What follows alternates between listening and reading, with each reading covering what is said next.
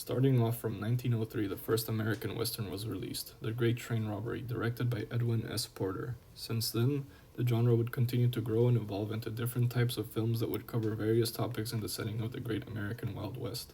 While often characterized as cowboy versus Indian films, the Western genre is quite different from that generalization, giving a good insight into the time period they are set in as well as the time period the movies were being made. Under the direction of John Ford, the Hollywood Western found its feet, with the utilization of Monument Valley providing for a cinematic background to what are now known as classic Western stories. This included films like The Searchers, The Man Who Shot Liberty Valance, and My Darling Clementine. With that came the rise of the action hero in the Western genre, with actors such as John Wayne that would essentially portray the same type of hero role in the story with varying degrees of depth in character development and motivation. Then in 1960 there was another breakaway from the Hollywood Western, with productions moving to Italy, making for the start of the spaghetti westerns and new type of Western movies. This was a focus on more set action pieces and bigger dynamic action sequences that were more exaggerated than the usual Hollywood Western. While both types of films have similarities and differences, both were highly influential on how Western genre is viewed, and both have laid the foundation to influence even other film genres, including science fiction films like George Lucas's Star Wars.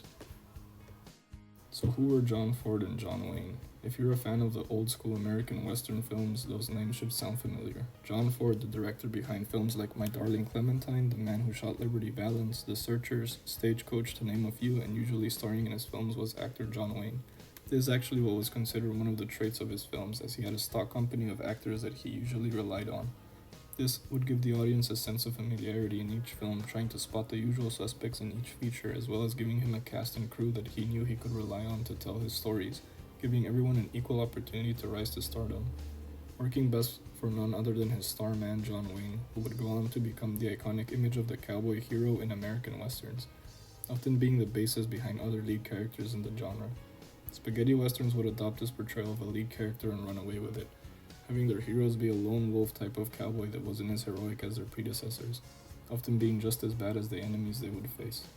Another key factor of John Ford's westerns that made it different from spaghetti westerns is that traditionally his films were filmed on location, often using Monument Valley and the beautiful landscape of the American West, while spaghetti westerns traditionally used movie sets in southern Italy and Spain that were built in the hopes to recreate the look of the Old West. It could be easy to recognize that many of the John Ford films were used as a backbone to make spaghetti westerns later on, having similar moments or more exaggerated versions of the characters in their films. As stated prior, in 1960 there was a breakaway in the Western film genre, with productions moving across the Atlantic to Europe in the creation of the spaghetti westerns. While technically it can be said that these films were similar in the stories they were delivering, the tone of the films tended to vary.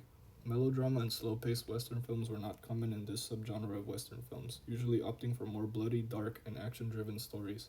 As mentioned earlier, the lead characters in these films were not like in the American Western films.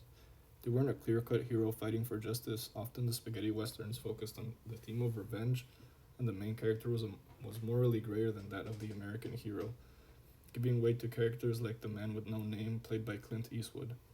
In fact, the Fistful of Dollars trilogy is a good representation of the tonal differences between spaghetti and American Western films, showing the bloodier image of the West, a grittier hero, as well as the sets used to shoot the films. Funnily enough, the spaghetti Western films can be perceived as a more realistic view of the Old West, as the heroes don't always win, things are dirty and rugged, and shootings are brutal and bloody.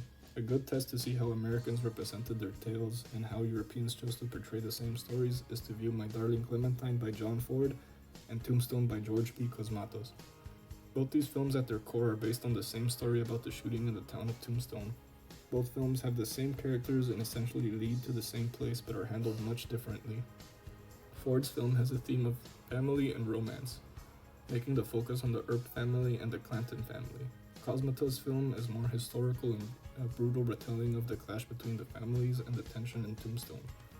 Foregoing the sentimental and romantic tones of the film, in true form, the European film is grittier and perhaps a more factual showing the ugly side of both the heroes and villains.